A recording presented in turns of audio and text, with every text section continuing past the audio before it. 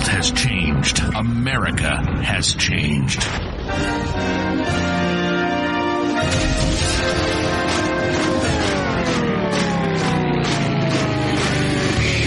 If something were to happen tomorrow, how self-sufficient would you be? Could you grow your own food? Could you sustain your own livestock? Could you survive?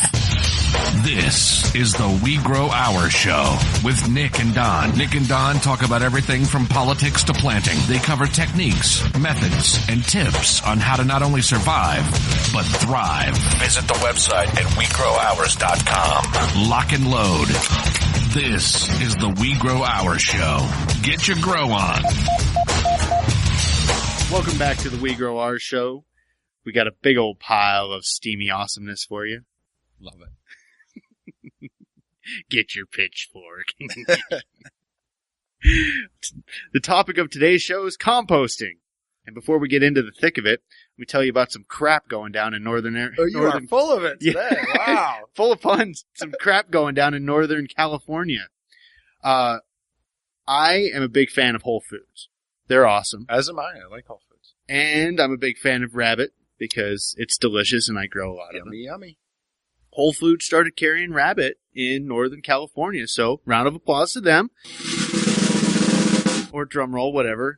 I got drum roll. It's cool. Anyway, so in Northern California, they've got all these Whole Foods people that have rabbit there, and everybody's excited until the Rabbit House Society got involved. And was that the name of it, the Rabbit House Society? Well, that's one of my nemesis. So I'm going to name them by name. Have they bothered you before? Yes. Oh, cool. They've got some real bleepity bleeps that have given me death threats and hopes that my children that are unborn die and that somebody eats them. Gotta love they're that attitude, kidnapped right? and caged. You're evil for eating bunnies because they're so cute and fluffy. I'm going to kill your kids. Yeah. I mean, that makes a lot of sense. I'm going to kill you for killing animals. Well, guess what? The reason I got into raising animals is I know that I'm omnivorous. And I don't like the way animals are raised. So, can it, alright? You're not going to stop me from being a meat eater. Right. On that note, not everybody wants to raise rabbits. I understand it's not for everyone. That being said, everybody should try and eat rabbit because it's the healthiest meat out there. Yeah, if you're going to eat meat, meat, it's one of the healthiest meats you can eat. Exactly. I'm going to sound like a salesman here, but it's a salesman for Whole Foods because I'm not going to sell you rabbit meat. I don't sell rabbit meat. I sell live rabbits and your ability to raise your own food. If you want processed meat, go to AJ's Fine Foods here in Arizona. They've got rabbit meat. I don't think that the Whole Foods has rabbit here in Arizona yet. I've talked to at least 4 of them to tell them that they should. But anyway, so these guys are coming under fire. And somebody commented on it on Facebook saying that, Whole Foods had like a 4.5 out of 5-star rating a week and a half ago. Well, now they're down to a 2.83, and all of the brand new ones are single-star ratings with, I can't believe you sell rabbits, and they're coming from all over the country. So it's not actual people that go into the store and legitimately say, oh, I was disgusted by the rabbits. It's these a-holes from all over the states doing it. Right. So if I sound a little bit pissed off right now, I freaking am. Yeah, so go to, what are they doing, Yelp? They're on Facebook, and you can say that you were there. Yeah. And I don't know, they might have shut down the review capability now because they were just getting bombarded. But go there and comment on these guys and tell them that they're retarded. Well, and support Whole Foods. Exactly. Just ignore them. Support them. If you can do a review and say, hey, I'm awesome. I'm so excited about the rabbits. It was delicious. Thanks for offering a sustainable food supply. Yeah. Because that's what it is. And you talk to anybody that works at Whole Foods, they're going to tell you, hey, we're trying to do local and sustainable. If that's your goal, then rabbits better be your product. Yeah, absolutely. So, now that I'm all freaking fired up and ready to blow through a door, let's have Mark on. And talk about some Stevie Poo. There you go. Always with the poo. What will you do when your stored supplies run out? Are you prepared? Hostile Hair provides equipment and education you need to control your own infinite food supply. We have live food storage systems, rabbits, quail, and other urban livestock for any situation and strategy. Don't be limited by what's on the shelves. Get started with an infinite food source today. Get prepped, stay fed with Hostile Hair. Call 480-331-3761 or visit hostilehair.com. All right, welcome back to the We Grow Our Show. We've got a very special guest with us this day. We have Mark with 15,000 Farmers.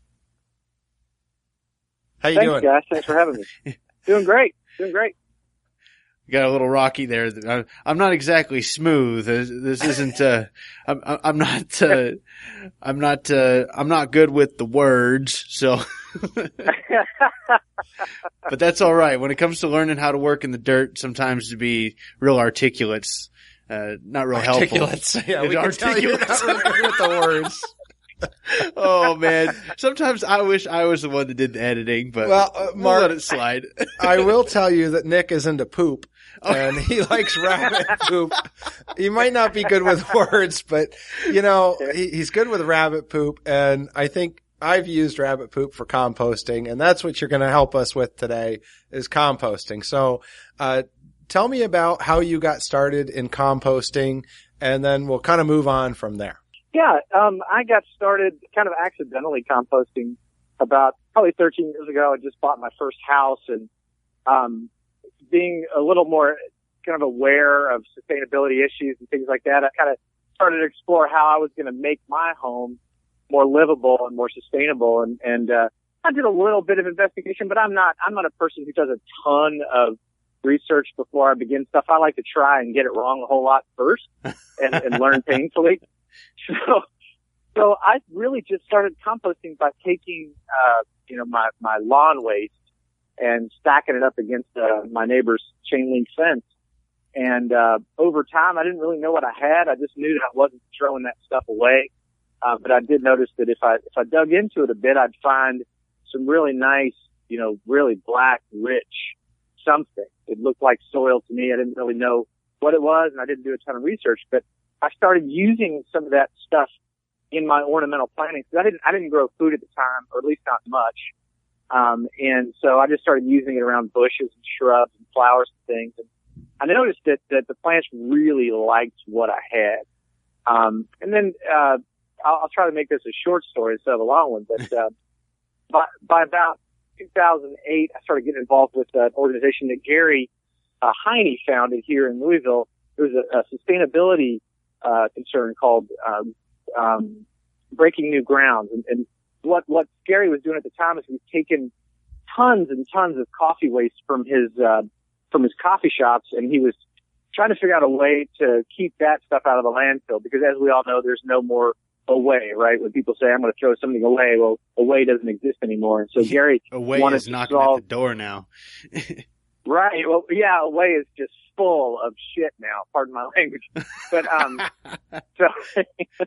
so Gary started this organization here in town, and he wanted to compost his coffee grounds, and he wanted to join some other organizations locally and compost some of their waste too. So, Brown Forman, which you may not have heard of, is a large, liquor, distributor and manufacturer here in Louisville, one of the biggest in the world. And, they started, partnering with Gary to compost their spent brewery grains. And then we found some local food, suppliers who wanted to compost their stuff too. So we started composting, on a small plot of ground. And then we found another one, in downtown Louisville and built a small urban farm there. We had a hoop house and we were, making, vermicompost from the waste. That was a really nice operation. So I got involved with that and had the great fortune of being invited to go up to Milwaukee and study for a weekend with Will Allen. And that just, I'm telling you, it blew my mind and, opened up, all of this great learning I've been kind of embarking on for the last 5 or 6 years. But what I learned, what I learned by studying at Growing Power was that I had some vermicompost under that pile of compost that, as that stuff was breaking down, the worms were working through it also. And if I dig far enough into it, I could find that, that rich black, gold that, is really a great substitute for a lot of the petrochemical fertilizers that people use in their plantings. And so I started just experimenting like crazy. I was like the Richard Dreyfuss character in Close Encounters. I was building things and making, plans in my mashed potatoes and driving my wife crazy. But so this is just, 5 years later, and I've got my, my compost bin, and I've learned a way to kind of help teach people kind of a low impact way to start composting, because I think people are so fearful of it. And so I've figured out a way to introduce it to people that makes it, easier to digest right away. No pun intended. And also it makes it kind of less scary, because for some reason, and I'm not sure why, people are really scared of compost, Well, I know when I got started, I was, thinking about, we should do a compost pile, but we've got to put it way far away from the house because it's going to smell and it's going to be this big bug attractant. And as I got into learning about compost, it really isn't that. In fact, I've seen a lot of them where you do it right in the kitchen, under the kitchen sink, you can compost, and you're not attracting bugs. You have no smell. So, tell us what you've learned with this and how you compost. Sure. So one thing that, in the years that I've been teaching little workshops and talking to people about their compost, I've learned that there's three primary things that people are most concerned about when they get started. The first thing is, aside from not wanting to fail at something, I think we live in a society today where people would rather not try something than fail at it. That's the biggest thing to overcome, is to kind of teach people that, you are going to make mistakes, but it's not terminal. Your pile might stink for a little while, but there's a way to fix it, or it might get too wet for a little while. There's a way to fix it. So after you overcome that initial reticence to do it because of the fear of failure, you find that most people are concerned about three things that can be easily overcome as well. The first is the stench, right? So to your point, you were saying I got to keep it far away from the house. Well, you really don't have to, because you can control the stench by getting your ratios right. And I can talk about what those look like in just a minute. The second thing that people are really concerned about is the varmints and the critters, the bugs, the potential vermin, anything, anything you could imagine that would get into your pile. And then the third thing is just untidiness. No one wants a pile of rotting stuff near their house. Well, most people don't. I do. I kind of love it, but I'm not your normal guy. But there are easy ways to overcome that. One of the ways to overcome that is to contain things a little better than you would normally contain in an open pile. So what I did is I came up with a way to learn it easily by starting with a small 5-gallon bucket, a regular sort of pickle bucket like you would pick up at Lowe's or Home Depot or something like that. And you just drill holes in it and add your food waste to it, your vegetable waste, that sort of thing, and then get your carbons in there, your dry browns and that sort of thing. And it's a great way to get introduced to it, because you overcome that issue of varmints, you overcome the issue of stench because it's contained fairly well. And then it's not unsightly because you're working in a small container. And so folks aren't, seeing your rotting, refuse there sitting right on your patio or something. So I think that's simply it. And I can go deeper into detail if you'd like. Yeah. It's kind of cool because that's, if you mess up in a 5-gallon bucket, you could start over too. Yeah, absolutely. Without getting your truck bed involved. Yeah, when we started, I had a whole bunch of hay from the horse stalls and all this other stuff. I'm like, all right, I'm going to just start building a pile of it, and we're going to throw our garbage from the house on here. And, I'm like, all right, now we're composting, and I live in Arizona, and everything dried up, and I was doing it wrong. So, I like that idea of starting in a little tiny bucket and kind of expanding out from that. So. Yeah, it's a way to develop a relationship with it, to kind of hone your instincts, because you're not going to know what you're looking for right away. You're not going to know what to expect. Everything's a learning experience. And so when you start with just a 5-gallon bucket, what I do is I drill holes in it, about 1/4-inch holes all the way, up and down on the bottom in a gasketed lid. And then I drop all of our vegetable waste in it from the kitchen. So we eat primarily a plant-based diet. We grow a lot of our own, and like the title of your show, which I love, by the way. And we also subscribe to a CSA, so we have a lot of vegetable waste, because not everybody eats the kohlrabi, right? We would like to say that we do, but we don't always get to the kohlrabi, so it ends up in the compost. So what I do is I save all that. I hoard it, in fact. I think a lot of people would call me a waste hoarder. And then I put it in that 5-gallon bucket, and I add a lot of carbons to it. That could be shredded paper, could be newspaper, wood chips, any of those dried browns, oak leaves, that sort of thing. And then I fill that bucket all the way up to about 3/4 of the way to the top, and then just water it all down. Just soak it all the way through and let the water drain. And, leave that bucket in the sun and then in the rain. We get there's enough of a variety of weather here in Louisville that, I don't hardly ever have to worry about keeping it moist. It'll stay the right consistency. You want to keep it about sponge moist. Like if you squeeze the sponge of water, you'd want to keep it about that moist. That means that you're feeding all of the little microbes and all the decomposers that are working inside that bucket. You're keeping them nice and hydrated because they need oxygen and water too. So, just to ask you there, you're saying that you want that almost completely saturated, but not to where you're floating stuff? Well, you want to get it all saturated the first time after everything's been added to the bucket, and you're ready to let it start breaking down. So yeah, fill it all the way to the top with water and let that drain off. Okay. And then it'll be really wet at first, but over the course of days it'll reach the right moisture level. Because really what you're doing, what I tell people you're doing when you're composting is you're of course you're helping things decompose, and they're going to decompose naturally, which is one of the reasons why you can't do it wrong. But what it really is about is really tiny as animal husbandry. You guys raise rabbits, right? So you understand this, that when you're raising animals, and even the tiniest ones, they have to have food, they have to have water, and they have to have oxygen. So that's what you're doing with that bucket by drilling holes in it. You're letting them get the air, right? And you're keeping some moisture in there. And the food is, of course, the breaking down material that you've added to the bucket. So it's a pretty, if you think of it, go ahead. I like that analogy where everything needs to breathe, everything needs to eat, and everything needs to drink.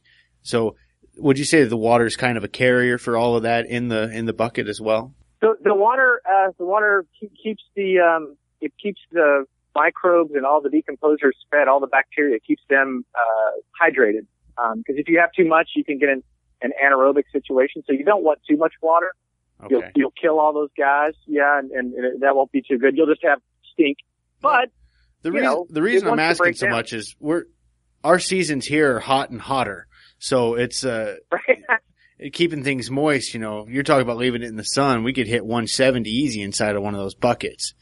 So that's where. Yeah, I think out here is shade, but it reminds me of the black soldier fly. It's almost the same thing with the black soldier flies.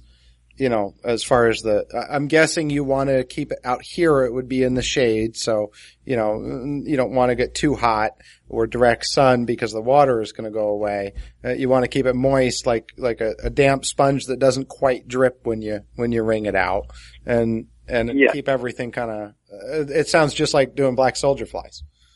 So. All right, I'll stop asking about water.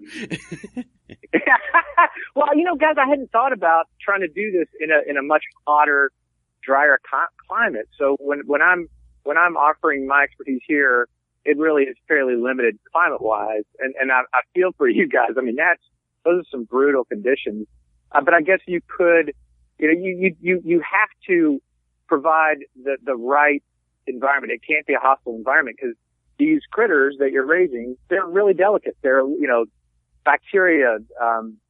In some cases, they're black soldier fly larvae. I draw a lot of black soldier fly larvae into my compost, which is great. And so the conditions have to be good. They can't be that harsh. So yeah, use your best judgment. Certainly, if you're living in a hotter climate where there's not a lot of rain, you have to adjust. You have to, use water catchment to help keep that compost moist.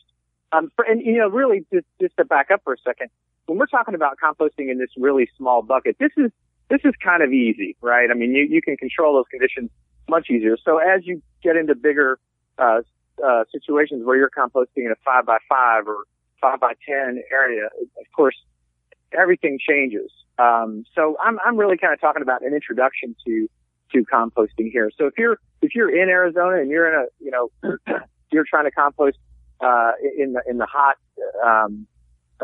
very dry, conditions, you're going to want to monitor that bucket every couple of days and make sure, you know, add a little bit more water to it, drop some in there from your rain barrels, whatever, but make sure it stays just moist enough, that your little critters are going to keep living. Yeah. And out here, I mean, we do nothing in the direct sun because nothing grows. So, you know, we don't even walk in the direct sun. Yeah. You need shade. And I think if you're, you know, common sense as far as gardening, I think if you're growing your food, you probably want to keep your compost in the same type of area. You want to, you know, keep it where it's got access to water, where you can monitor it, just like you would your soil, because that's what we're creating out of this compost is like, you know, is really nutrient rich soil. So, you know, treat it the same way, kind of is what I'm hearing. I love the idea of getting started in the bucket and then moving out. So as you move out, what are the kind of the tricks to going from the bucket to the 4x4, you know, square foot area to do this? That's a good question. There are two things that I think, you know, are key to doing really well. And this doesn't mean you have to do these things, but I think they'll help you do a lot better. Number one, wood chips give compost great structure. So if you have access to some, or you can get some every now and then to mix into your compost, they just make, and based on my experience, some of the best compost you can get. And also, when you get into a larger area, I don't know what the measurements are, but you need a fair amount of material to get to this. But if you're doing it right, you can get your compost to heat up, which will kill a lot of the seeds that you might get from, say, some of the weeds that you're composting. It might it also helps kill some of the diseases of maybe some of the material that you're composting as well. So if you've got diseased plants that you compost, now a lot of people say don't do it, but if you can get the compost pile to heat up enough, then you essentially are creating a very clean new humus, a very clean new soil that you can plant in. And if you one of the things I've learned over time also is that you don't have to build a really complex system to do vermicomposting, because now, depending on where you live, but in Louisville, we have really great soil and there are tons of worms in the soil. If you're composting over a dirt patch, and you let the compost break down long enough, eventually the worms are going to get to it, and you're going to have vermicompost under your last layer of compost. So as your compost is finishing, the worms are working through it too, and you can dig that out and sift it off, and you get this really amazing fertilizer that I don't use any fertilizer in my garden. I'm not going to say I'm a master gardener, and sometimes my yields are funky, and sometimes I have some very dissatisfying experiences growing food, but I don't use petrochemical fertilizer. I don't use anything else except for my worm compost, and then I use compost that I've created and maybe some other compost I might get, you know, third party. But primarily what you learn from composting, you know, outside in a larger setting is that you can get vermicompost with no effort. And that to me is like the golden medal, right? I mean, finding the black sulfur larvae is like number one. That's pretty amazing. But then finding vermicompost under your pile is pretty cool. Well, and you know, it was neat. I was watching a movie. It's an online movie. I think it's called Back to Eden. The other day, I don't know if you've had a chance to see it, but it's pretty phenomenal and very religious based actually. But the gentleman goes through what he's doing with the wood chips and, you know, collecting wood chips from the area that the municipalities are going around and trimming the trees. And so he's just getting them to dump them on his lot. And what he's finding is every time he adds that layer, he has to add less and less. The nutrients get higher and higher, and he doesn't have the runoff like you do when you're using the chemical fertilizers, because you're only depleting the soil. In composting, when you keep adding this, every layer you're adding, and it's like a sponge that just soaks up the water when it rains, so you're watering the garden a lot less too. So, you know, I mean, we talk about just starting in a 5-gallon bucket, but the reality is that's a first layer, and you just kind of keep adding. Even if you just did 5-gallon buckets, you just keep adding and adding and adding, pretty soon you're going to have a pretty good sized garden, and that soil gets healthier and healthier. And with every crop you're raising, you can get it even healthier beyond that. So kind of neat stuff. It really is. You know, I think the notion of composting the bucket is just a way to get you comfortable with doing it and learning it and knowing that it isn't hard. It's not rocket science. It's a kind of science that I'm not familiar with entirely, but it's science and it's easy. I mean, it's really awesome. What I've learned in doing it is that, you know, and along with the growing your own food, along with, you know, trying to live more sustainably, is that it's another way that you're taking back control of taking responsibility for the things that you consume in the world. We've ceded so much of our responsibility to, you know, companies and organizations. We no longer have a relationship with our consumption or our waste. We eat it and process it, and then we throw it away and hope it goes somewhere we'll never see again. Well, it's making us sick. And to me, the experience of composting is getting us back to this whole notion of it's a cycle, y'all. There's no composition without decomposition. This is what we're in for. You know, the decomposition is where we're all headed, frankly, you know, and it's good. It's good. There's a bleak outlook on life. Well, son, you're going to die and you're going to decompose and you're coming back as tomatoes. Right. You should rehearse a little bit, right? Let's get it right. Let's make some other things decompose. I love it. That's like, it sort of demystifies it though, right? Doesn't it? Like when you start to do this, when you start to work inside the cycles of the season, there's no more mystery anymore. You know when tomatoes are available. You know when blueberries are available. You get excited about the first BLT of the summer because that's a real experience. It doesn't taste like water. You know, your first BLT in February is awful because it just tastes like water and smokiness or whatever, you know. But when you pull when you pull a tomato off the vine in late June, man, and you slather it with mayonnaise and you throw some really delicious, you know, locally, sustainably raised, you know, pork on that flat, it's just amazing. But until you grow and this food yourself and understand the rhythm of the cycle of the area that you live, you can't have that experience. Man, I don't know if you're trying to sell BLTs, but I'm about ready to leave this podcast and go give me something to eat. Oh. So yeah, I'm with you, man. Our problem in society, here we go, soapbox ready. People don't know where food comes from. They just expect to, you know, they see it on the TV, they order it from the phone and it shows up at their door. You know, that's the extreme, you know, order a pizza, but that's no, Amazon is doing it now. There you go. Well, and so you look at it, as Americans, we're no longer so much afraid of death. We're afraid of inconvenience. And I say we as a general blanket sweep of America, but that's the reality is people, it's somebody else's responsibility. Oh, I put all of my garbage in this trash can and somebody takes it somewhere and they do what they want with it. But right.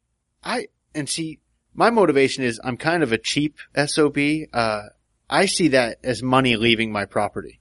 Every time I throw something away, that's money leaving in some form. You know, if I can keep that on my property and turn it into something, I'm going to do it.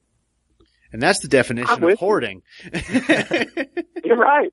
And that's exactly it. I don't let anything escape nothing goes into my garbage can that will break down. And my kids know it now too. That's interesting. Like they have a relationship with it now too. They know what's compostable. I don't have to tell them where it goes. When they're when they're cleaning off the plates at night after dinner and I've got my compost jar on the table, they know it goes in there and they know what, and it's everything really, frankly, because we don't really have much waste after dinner. But they know everything that goes in the compost jar and what would have to go in the garbage if it's plastic or whatever else. And that's a great thing too. That makes you feel like, at least your children have an opportunity to have the same kind of relationship with their consumption, to take responsibility for the things that they're bringing into their lives, and not just, giving someone else the responsibility to get rid of it. It's just, it's crazy. It's making us sick. Exactly. Exactly. And what's cool is you have grabbed a hold of an opportunity to teach your kids biology, and it's not coming from a textbook from some guy that's never had his hands in it in a classroom that he went to school to teach. So he went to school to stay in school. You're out there in the backyard. Your kids are going to be much better off, I think, than somebody that's nothing but book smart. That's the real deal. So you've been doing this for about 5 years, and I know I talked with Valerie and Gary. That's an interesting smash up, gallery. Gallery. That's combination. It's gallery. No, that's right. Yeah. So, and they said, when I said I'm looking for somebody to do compost, they said, well, Mark is the guy to go to. He's the compost guy. And what we always look for on the podcast for guests is people with the heart of a teacher that are excited about what they do and that are reaching out. So, tell me, I know you've done something with the Grow Your Own Food Summit, and what are you doing in your community to reach out, and how's it affecting you? I'm glad you asked that. When I went to Growing Power in Milwaukee in I guess it was 2008. I want to say it was 2008. And I studied up there for the weekend. I was so moved by the experience. What you learn when you start taking the classes up there, right away is that the name of the organization is what it means. They're about growing power, about sharing power, not hoarding what you know, not hoarding what you've learned, but sharing it and growing it and sharing with everyone. And that was what Breaking New Ground was about too, the organization that I worked for that Gary had started. And so, when you leave, your weekend there at Growing Power, they make you sign a statement that says you will take what you've learned and you will teach other people what you've learned. And so on my plane flight back to Louisville from that weekend, I was thinking, how could I teach somebody this stuff? It is amazing and I'm excited about it, but what can I do? I couldn't figure out how in the world I could teach people how to do this because it seemed so big to me. But then I kind of did some research online. And the great thing I will tell anyone who wants to get started composting is you don't have to listen to me or anybody else. There's so much great YouTube material out there. You can just YouTube how to compost and you will learn more than you need to know. Everything's out there. So I just started, Googling ideas about how to compost in small containers so I could make it really portable. And I came across a lot of information about how to compost in buckets and things. And then as a member of the Breaking New Grounds organization, I started offering little workshops. And then there were some businesses in town that, some sustainability businesses in town that asked me to come do presentations. I started that way. And, I work with the public library here in town. I do presentations at the library, and annually they have this really awesome event called the Learn How To Festival, or the How To Festival. I'm sorry, not the Learn How To, but the How To Festival. And I've participated in that the last couple of years, and I'm always just open. I mean, sometimes I get a random call from someone who wants me to teach, 5-year-old kids about worms, and I'll take that opportunity and try to figure out how to. But I will tell you the amazing thing is I don't care how old someone is, whether they're 3 or they're 93. If you show them worms and explain to them how worms process garbage into worm poop, they freak out. It's amazing the light bulbs that go off. Because I think it's such a message of hope, right? Like we're inundated with all these messages about how there is so much waste and it's not going away, and it makes us all feel pretty hopeless. But when you take this mighty little worm and you show people how much they can process and what they produce and how healthy and wonderful it is for the land, it sparks a lot of imagination. And I love teaching it because it has that effect on people. It's magic. It is alchemy. It's amazing stuff. Yeah, I really like it too. What's funny is we've got, I'm going to go ahead and say it, but the guys that are right on the edge of environmentalism and completely go greening, they're yelling about how awful it is for us to use stuff, and we're filling up landfills, but they're not presenting a solution. I think that this is the solution. It's like, all right, get off the soapbox, buddy. Come here. Help me feed these worms, Well, exactly. Yeah. And Will Allen is just, I'm so glad you brought that up too, because, I love Growing Power. In fact, if you know Will, call him up, tell him he's got to come on the show because, I mean, I watch what he does, and we've talked to a lot of people who said the same thing. Because of Will Allen, now I'm out there teaching. And I mean, you know, what an idol to have, you know, and I look up to him and, you know, I said, okay, we're taking what Will Allen is doing, what Joel Salton is doing, and we're trying to do it on a small local scale and teach people how to do it in their backyards. So when you talk about composting in a 5-gallon bucket, light bulbs are going off. It's like, that's perfect for what we teach and what we want to do. I need a bigger bucket. Yeah. I was producing about 400 pounds of manure a day with my rabbit operation. So I had anaerobic digestion going on purpose because I was trying to harvest the methane. But right. It was just I'm looking at this, it's like, look at all the money that's right here. I mean, you've got, and if you think of it as a capitalist, it's like, oh my gosh, look at this. Like, people paid $10 a bag for this. Yeah. You dump in a $5 bag of feed and you pull out a $10 bag of food. It's perfect. Right.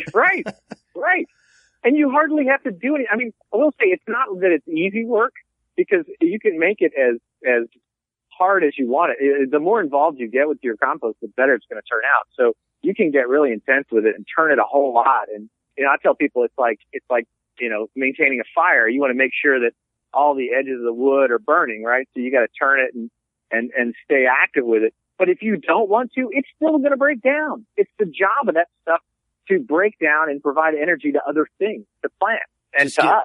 Just get bigger worms, right? Right. Exactly. Night crawlers. Night crawlers. Yeah. Well, I don't know. Absolutely. We were at one of the survival shows and somebody was doing vermiculture out there. They're selling worms, and worms out here go for $25 a quarter pound.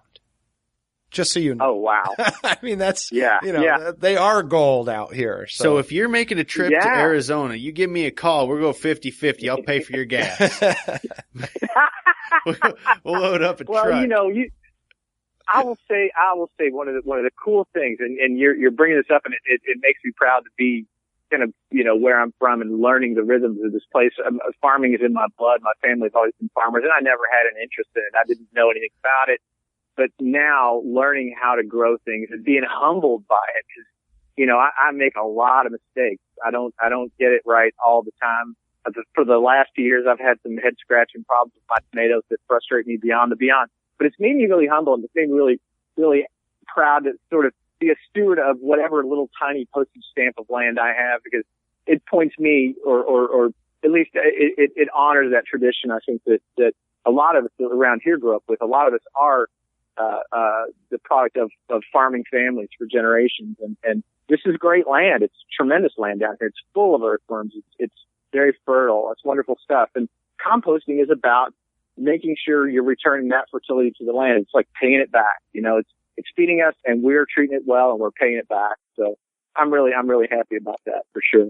Well, we're with you, man. Yeah, we're with you.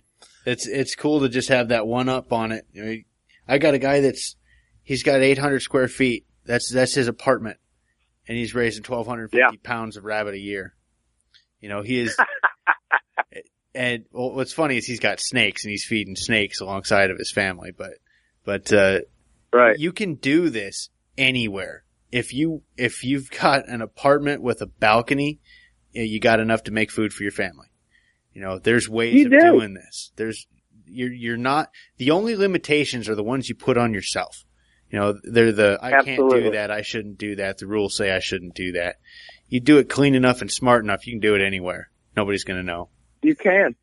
Yeah. Will Allen, you know, studying up with Growing Power, they grow a lot of microgreens in hanging baskets. If you've got a terrace where you can hang baskets, you can grow greens that you can pull out of the pot every night for dinner, and nothing tastes better than your own homegrown food right out there out your back door. Nothing tastes better than that. Yeah. Phenomenal stuff. I totally agree with you. I got into aquaponics and, you know, started growing in my kitchen.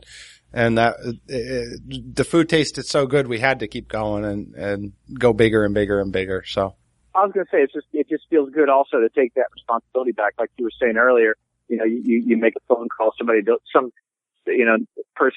stranger to you delivers delivers a pizza. There's no greater act in the world of love than preparing something for someone you love.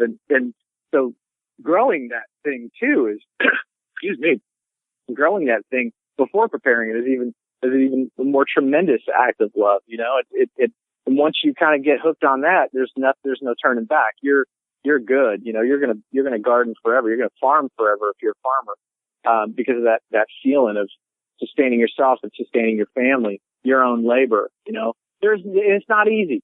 It's not easy. I think that we're all victims to this desire for more convenience and more ease of life. And what I have found is that this work is hard, but that is rewarding too, finally, right? You know, it's the ease and comfort, are great, but they're a big lie as well. You know, you can't just live your life like that. You do have to put the work in and enjoy the work. And that's when, you know, you're pulling in the food. It's hot outside. You're sweating. You're weeding. You're actually, for me, you're fending off tons of rabbits, trying to keep them from eating your crops. Which, by the way, I will tell you, I have raised probably, 12,000 pounds of rabbit in the last 3 years. You just never not through any harvested choice them. of my own. Never. They're like pets now. I walk out in the backyard. They're like, "Hey, what's up, pal? I'm gonna eat a pea. You cool with that?" It's awful. Oh man. Now it's not a good segue into, hey, did you hear Whole Foods started carrying rabbit meat? I am all for it. If someone will come through my neighborhood, I would invite you here in Louisville to come to my neighborhood and harvest all these rabbits for me, man. It would make my life so much easier. Let me tell you. Those rabbits don't taste quite as good as the ones that are raised in. Well, in Louisville though, they're eating good. They're eating his garden. So yeah, that's true. They're going to taste a little better. But since they're running for their lives all the time, they're going to have dark meat. These guys are living on straight peas and beet greens, and I'm sure they taste great. I'll tell you, all you got to do is trap one, and nobody's going to know about it.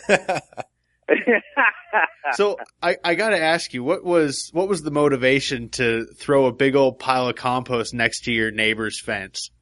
That I forgot to ask you when you said it, but you said the first thing you did was threw this big old pile of grass right next to your neighbor's fence and just chain link at that. Yeah.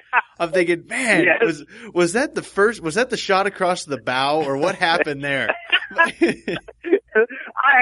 have a great neighbor, but we live kind of we live in an urban area, and my neighbor is actually a car lot, and he's on one of the main thoroughfares in the city, and I'm just literally like right one of the first houses on my street. And so he's always been a great neighbor. I bought 2 cars from him, in fact. I really like the guy. But, we live right there in that tension between residential and commercial space. So we disagree on things sometimes, and we find our way through our relationship as neighbors. And sometimes it's a struggle and sometimes it's easy. And he's been great. I don't fault the guy at all. But, I didn't think about where I was throwing my compost. I was just like, well, this has to go somewhere, right? What else am I doing? Well, I didn't move it until one day he came out and he said, Mark, this stuff that you've got on the fence here, it's growing all this ivy across my walk, and it's starting to take the mortar out of my bricks. So the ivy was like supercharged with all this worm compost, and it was eating his brick mortar out of his wall. He's like, "You gotta move that, please move that." So it was biological warfare, the slow kind. Exactly. Well, he had leaks. He did. I'm not kidding you. There were leaks in his in the wall into his garage from where some of the stuff, and I don't think it necessarily was only from this stuff, but maybe it was going into cracks that were expanding more and more. But I'm telling you guys, I hadn't paid attention, but the ivy was so thick across this walk, you couldn't imagine there wasn't dirt under it. I mean, it was amazing, but it was all growing from that worm poop under my compost. Wow. Nice. Nice. Well, Mark, thank you so much for coming on to the show. I had a blast. We're going to have you on again. Oh, yeah. You teach us some more stuff about Anytime. stuff. Anytime, man. It was great to talk to you guys. Thanks so much for the info. Well, thank you, Mark. That was entertaining, fun. I was going to try and do one of those puns that you did at the beginning. No. Leave it to the experts. Yeah, leave it to the experts. I will. After I had that really awesome onslaught of stuff not coming out of my mouth right there at the beginning, I'm not exactly a wordsmith. I've got my moments though. Mark, he's a good interviewer. He's an interviewee. So guys like that, he's just down to earth. He's willing to turn a pitchfork over with you. It's cool. Yeah. I'm really excited to hear him on the summit. Yeah, absolutely. Yeah. I think that's still available recorded wise. You can go check it out. Grow Your Own Food Summit. You can go to We Grow Ours. I'll keep a link up there. I was going to say, go to We Grow Ours. You can get it recorded. So you can get it on like a thumb drive or get access to it. So they have all the recorded stuff. It's not free if you get the recorded because they have to send it to you and whatnot. But yeah, go do that. I mean, if anything else, your money's going to go to support the teaching of hundreds of people, millions of people. Right. And we need to get everybody on board in this movement. We need to get them at least knowing that, hey, I should at least be buying food from somebody that I know, not some anonymous person that sold it to a grocery store that had it in a warehouse. Absolutely. That's what we're about. Support your local guy, whether it's in Kentucky, whether it's in Phoenix, whether it's anywhere else. Support them. Go out. Companies like Mombies, who we've had on, they're prepping. That's right. Empower your independence. Buy local. Get these things. Prepare yourself for what may come, and go enjoy what you're doing in the meantime, and growing your food and getting to know it and how to do it. Because man, that's going to be valuable if something does ever happen.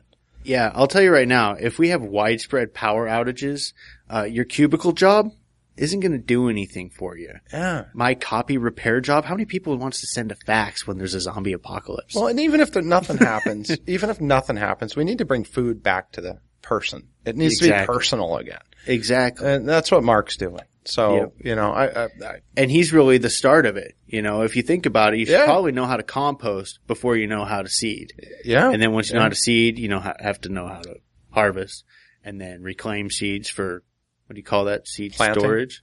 Well, yeah, planting. But come on, Don. Burn me like that. Jeez. Well, yeah, no, I had a blast. So thanks, Mark. And if Will Allen is listening, you're welcome to come on anytime you want. Mr. Allen, sir, we'd love to have you.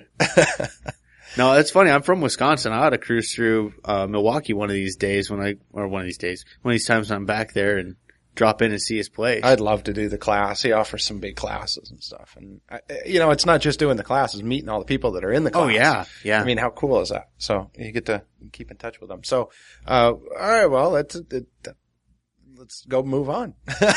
Moving on. Don's got his vaping device locked and loaded here, and I do. I'm vaping during the podcast. It's hilarious because when we start the show, it kind of smells like an office building, carpet and whatnot. But by the end of the show, there's like this cherry strawberry flavoring throughout the room, and it's got like this level of smoke, like the caterpillar off of. It's not smoke. I'm sorry. That's right. Vaping. There's a cloud in here. It's water vapor. And it's got a little peach in it. I'm pretty sure that the hookah smoking caterpillar's been in here from Alice in Wonderland. Yeah, that's right. I get my juice from Bud Out Express, our sponsor. Hey, speaking of vaping. That's right. So that was accidental. Go over and show them some support. And are you going to go play poker there tonight? I don't know. Well, okay. I haven't asked my wife yet. Just tell her we went late. They're starting in like an hour, so I don't know if I can make it because it's pretty far away. It's downtown.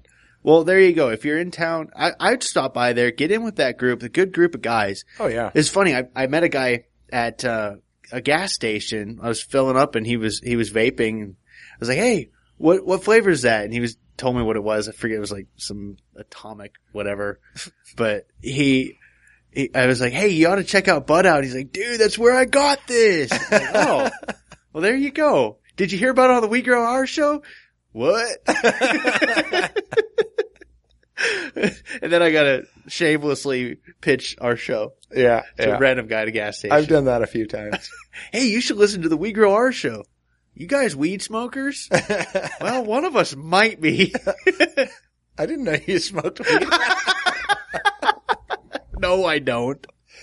Neither do I. Bishop, if you're listening, that's no, I do not. Anyway. I don't have a bishop, but I don't either. Oh gosh, the things we say. Well, I got some friends moved to Washington, and they was telling me that the line, they had just opened a shop. Oh yeah. And he said the line is around the corner because it's recreationally available there, but there's a big supply issue, so it's going for a lot of money. Supply issue, and in about 3 months there's going to be a productivity issue. No comment. That was Nick saying that. That's Don right. is Nick pro at recreational hostlehair.com. weed. No, I'm pro. Leave me the hell alone. Okay. Okay. How's that? I'll give you that. I think alcohol is legal. Weed should be legal too. So I'm not, but I don't partake in either. Yeah, me neither. I have a beer every once in a while. And apparently a joint. No, that's joints. We need to get Don piss test over here. See if he's got the right questions on the whiz quiz. If my boss is listening. No, I think he takes it too. Nice. No, he does not. I'm gonna have to edit all this out now. He looks like he's a nice conservative businessman, but I bet he unwinds. No. He burns one. No. All right. On that note, check us out. Yeah, and we have more to go. We have more to go? Yeah, remember, without further August ado. 23rd? Oh gosh, yes. Gosh, yes. I'm saying oh gosh, yes, because I forgot, but it's going to be awesome. We're going to Gompers. We're going to get our Gomp on. I got to know, how did the name come up? Gompers. I don't know. They've been around for like 70 years. Seriously. Huh. Like a long time. I have no idea how it came up. Wow. I will have to ask. But yes, that's the task. Next week we need to know. Yeah. So, August 23rd, 3 p.m., Saturday. Mm-hmm. Go onto our Facebook page, go to our website, get your tickets so we can keep a count. We don't have a whole lot we've got enough seats hopefully for everybody, but we might need to squeeze some in. It is limited. So get in there, get on it, get registered. It's a free event. We're working on raffles now. I didn't even tell you that. Yeah. Thanks for breaking it to me on the air. I know. See, I'm working on the tape, on the or whatever that is, electronic recording device. Okay. Continue. All right. We're working on raffles, so you can come out. We're going to try and raffle a couple things off and get a ticket when you come and buy a couple extras for donations. There you go. Like I said, it's a free event. If I would have known, snack bar. You know what? I'll have a cage system there. I'll put a cage system into it. Very cool. Very cool. So you'll be able to win a cage system from Hostile Hair. Woohoo! Even if you don't have rabbits. If you've got small children, they work just as well. There's even a little water bottle in there. Pass their food through the cage hole. Oh, I'm going to get a knock on my door when this comes out. Yeah, you are. Nick doesn't have any kids, by the way, for CPS. Then now you know why. And mine are all grown, so there's no reason to come by. Anyway. Yeah. Other announcements? No, I think that's it. July 31st, tune into National Geographic and see how gooberish they make me. Yeah. It'll be interesting. I'm excited to look special on national television. It's a reality show, so they'll show you reality, I'm sure. The reality of me not being real. All right. Well, July 31st, I think it's 9 p.m. Eastern time. Uh-huh. So whatever. 6 or 7 here, something like that. Yeah. I'm never up on it. So somewhere between 6 and 9 on July 31st, go to the channel and watch and, hit your TiVo or record button on your DVR and take a look. You get to see Nick out there running around with fire and poop. Man, I just got this image. Anyway, on that note, can we close it down now? I feel embarrassed. Facebook.com/WeGrowOurs, Twitter.com/WeGrowOurs, and Facebook. I said, what am I missing? I'm missing the website. Something. Oh, YouTube. We're on YouTube. I still don't know the channel name. We're on YouTube now. Just put a link up. Nobody knows the names. I know. Do you search by channel on YouTube or by I have no idea. incident? You put when We Grow Ours, it'll pop up. I don't know stuff about stuff. So, and we're also, I don't have it up, but if anybody's interested in donating to Gompers, let us know. I'll send you our PayPal address and you can, put a note in there that it's not for us, it's for Gompers. And if you're not in the area, feel free to send them some. It's to Save the Garden program over there. So without further ado, goodbye. You say Hasta la it. próxima vez, que les vaya bien. I'm cutting that. Why? Because I don't know what you're saying. You might be cussing. I don't We speak swear. English on this podcast. Que les vaya bien. That We it speak goes English well for on you. this podcast. I speak both. Ma'atechnatik maya. We speak English on this podcast. Oh man. Speaking of English, have you seen what's going on at the border? Gosh, can we save it for the next episode? You really don't want to get me fired We don't up. want to touch that on this show. No, that's there's a problem there that needs to be fixed. Yeah, let's even leave go it there. at that. All right, so say goodbye. Bye, everybody. I love you. Say it again so I can cut that. I'm not going to leave that on there. Have a good week, everybody. We'll catch you next.